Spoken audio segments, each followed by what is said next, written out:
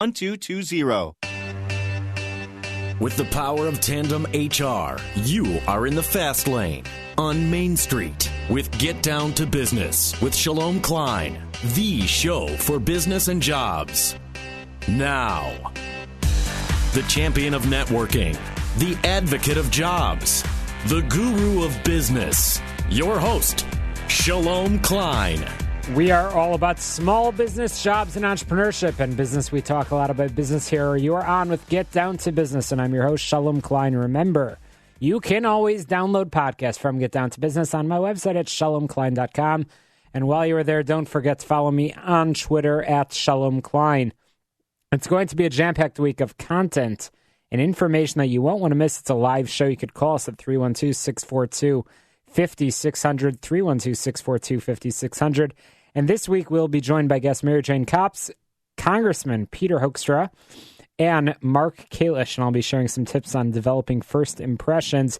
Get Down to Business is powered by Tandem HR, your solution center. You can find them at tandemhr.com or call 630-928-0510, 630-928-0510. So first up on the program is somebody who I met through her blog online, but really where she shines and her claim to fame is not the online presence, but it's really the phone presence. That's right. We've got the phone lady, Mary Jane Kops from Halifax. Thanks for joining us on Get Down to Business. Thanks for inviting me. I'm really honored to be here. Fantastic. So, Mary Jane, I've been reading your blog for a long time, and you have a lot of advice about phone etiquette, how to develop the best phone presence. And Mary Jane, that goes both ways, both for somebody that's in the sales world trying to develop new contacts and new business relationships, but also probably each and every one of us, certainly all of our listeners, are taking calls all the time. Is phone etiquette important for both scenarios? Absolutely, although I think that in terms of our use of the phone as consumers, it's sometimes difficult to be polite with some of the telemarketing calls we receive. That's for sure. That's for sure. And I thought that was just a United States challenge, but apparently you have the same issue in Canada as well? We certainly do. We certainly do. I think the last time I checked, we're at 50 years of receiving calls on our personal phones asking us to purchase something immediately. So that's a long time we've had that in our lives. So I want to try to break this out into pieces. As I mentioned, many of us are recipients of those calls. Certainly as business owners, we hopefully are working on establishing a good customer service program.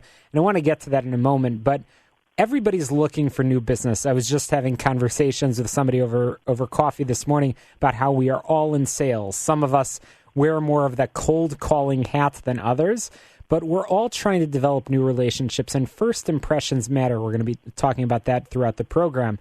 How do you think a professional can make the best first impression on their initial conversation with somebody over the telephone? What a great question. Thank you. We have to recognize today that we have three challenges when we reach out to someone in a business-to-business context. And the first is that everybody we are calling is overwhelmed. We really have to hold that in our minds and be very empathetic about the fact that everybody has these long to-do lists. The other is what you and I were just talking about, this idea that we are about 50 years in of receiving unwanted sales calls, and that's made us all defensive as soon as we receive a call from someone we don't know. We have the automatic defensive reaction. So when we go to create relationship with someone, we need to dissolve that defensiveness really, really quickly. And then lastly, we're all suffering a bit from decision fatigue.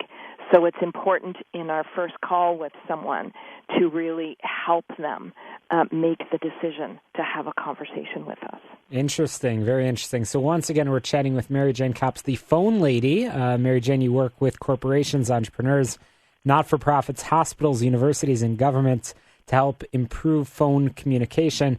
And I know one of the examples that you provide on your website is training for insurance companies. And certainly insurance companies are known for doing a lot of sales, and a lot of that initial communication and that initial first impression is conducted through the telephone. So that's fascinating. But as I mentioned, we are all on the receiving end when we're in business, whether you're in retail or whether you provide services. Many of our companies, whether it's us individually, many of our companies have people that answer the calls. And here at the radio station, we've got an all-star producer, George, who's sitting there smiling at me, and he always makes a great first impression to anybody that calls. And now I'm expecting the humorous applause or giggles on the other line. But Mary Jane, we're all taking those calls. How can we ensure that our companies are doing the best job possible? Well, the first thing you want to make sure is when you answer a phone is that the person hears your desire to be of service. And one of the mistakes that we make sometimes is when the phone rings, we grab it really quickly.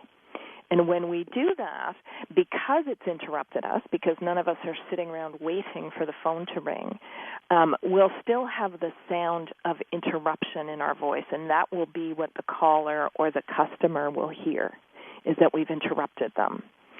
So we want to allow the phone to ring at least once to alert us to the fact that we're going to answer it. There could be a customer at the other end, and we want them to hear our desire to be of service. So stop what we're doing when the phone rings and answer it on the second ring instead of the first. That's great advice. We're chatting with Mary Jane Copps, the phone lady, who has written a book called The Phone Book, and that certainly is more frequently used than the old-fashioned phone book.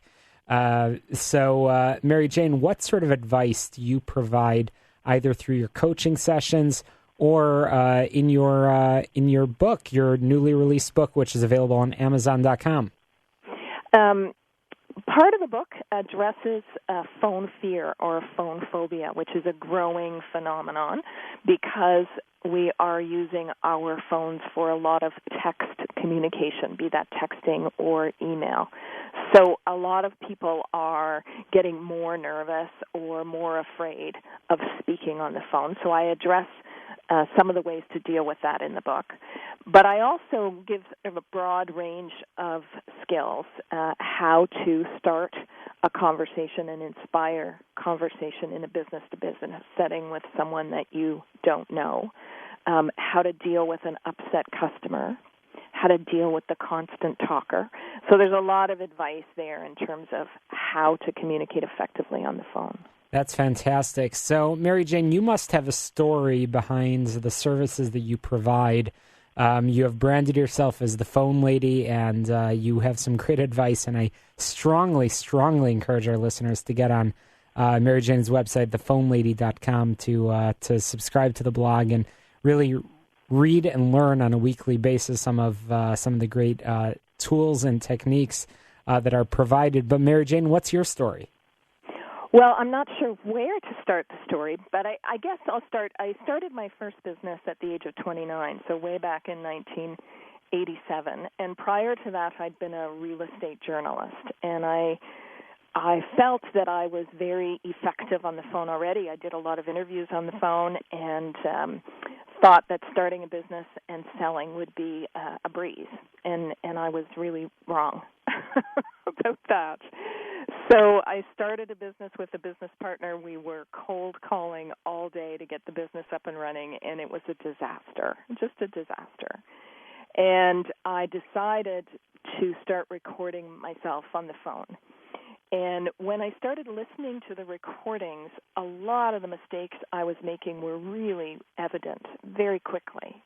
And I became fascinated with the psychology of phone communication. Why do some words work better on the phone than others? How do we focus on the other person so they feel comfortable having a conversation with us? And you're certainly providing that advice to so many business people in this day and age. Business people, companies, And certainly I want to once again encourage our listeners to purchase a copy of Mary Jane's new book, available on Amazon.com, but also subscribe to the blog at thephonelady.com. But you are the phone lady after all, so I can't just provide a website. I think it would be appropriate to share some additional contact information for you. Mary Jane Copps, thank you so much for joining us on Get Down to Business. How can our listeners get a hold of you if they want to learn more? Well, the toll-free number is North American, so it's 1-877-404-3290. And the website's thephonelady.com. And, of course, I'm on Twitter at thephoneladyCA. Fantastic. Mary Jane Copps, the Phone Lady, thanks for joining us. Great techniques on providing good customer service every small business owner needs to know. And certainly the attacks in Belgium are on our mind, and we will be chatting with former Congressman Peter Hoekstra after the break to get his take. You're listening to Get Down to Business.